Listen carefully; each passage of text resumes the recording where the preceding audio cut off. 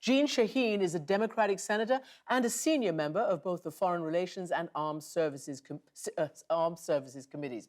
She just completed a visit to the Balkans, at risk there because of Russia's war in Ukraine, and is now here in London for talks in this NATO ally hub. And she joins me here on the set. Nice to be with you. Welcome to the program. Thank you. So there you see the result of American and NATO support for your Ukrainian allies. It's also very risky now and high stakes. What are you thinking as you sit here? You've just come back from close to that region. Well, it goes to show why this allied partnership with the West and NATO in support of Ukraine is so important, because the supplies, the support we're giving Ukraine has allowed them to take back Liman, which is an important transportation hub. The Russians were planning to use it as a logistics operation to supply Donetsk and Luhansk. So this has been an important victory for Ukraine, but as the report pointed out, there's a lot more that has to be done. There's a lot more that has to be done to gain back the territory if they want to push Russia out. But how much more will the US and NATO tolerate beyond or before they think that it might spook Putin into doing something really inadmissible? Are you worried about that? Well, I think we're all worried about what Putin might do because he's acting irrationally. Going into Ukraine in that unprovoked war, thinking that he was going to take over the country just for his own expansionist dreams, I think was irrational. But that's all the more reason why it's very important for the West to stay united in supporting Ukraine. I had an opportunity to meet with 4 women Ukrainian soldiers last week. And one of the things one young woman sergeant told me, and she'd been fighting in the eastern region of Ukraine really for years now. And she told me, you need to give us the weapons so that we can fight so that you don't have to. And I think it's important, and I talk to my constituents, and we in the Senate believe that it's important for us to continue to keep our support for Ukraine, to partner very closely with our allies, and the partnership we have with the United Kingdom has been very important in that. The partnership with NATO has been very important to ensure that we can help the Ukrainians defeat the Russians and hold Putin accountable. Okay, so you're a politician. You've just mentioned your constituents. Many political leaders are in a bind right now because they're saying, how much more of this can we inflict on our people? Inflation, food poverty, soaring energy prices because of what Putin's doing. But you have come back believing that the alliance can stay together, as they say, for as long as it has to push Putin back?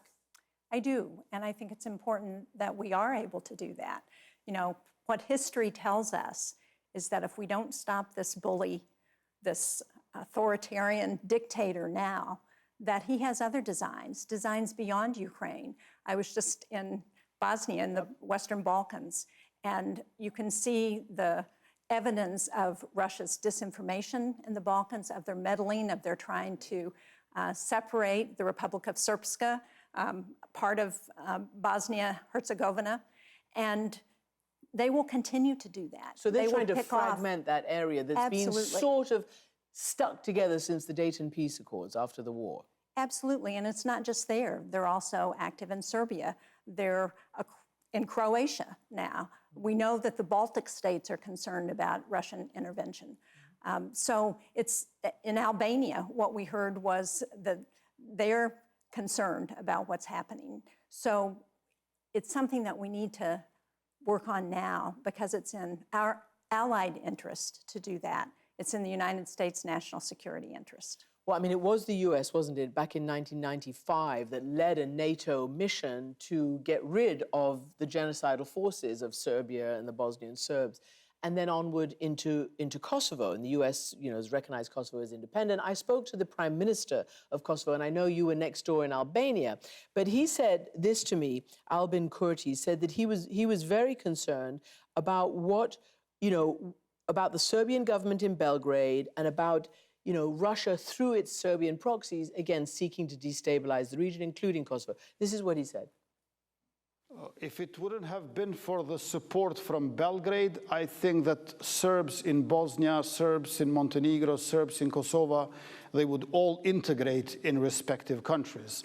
But it is Belgrade who pays people in all these countries in order to sabotage functionality of the state, to disobey to the rule of law, and so on and so forth.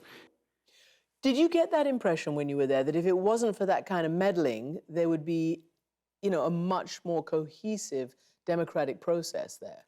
Well, obviously, there's a long history of ethnic tensions in the region, but having Russia there to exploit those tensions makes it much harder to get things done. And we saw with President Vucic at the UN, well, when he was at the UN, coming to this agreement with Lavrov's foreign secretary, Russian Secretary Lavrov, on US soil. That was not designed to encourage agreement among the countries in the Western Balkans.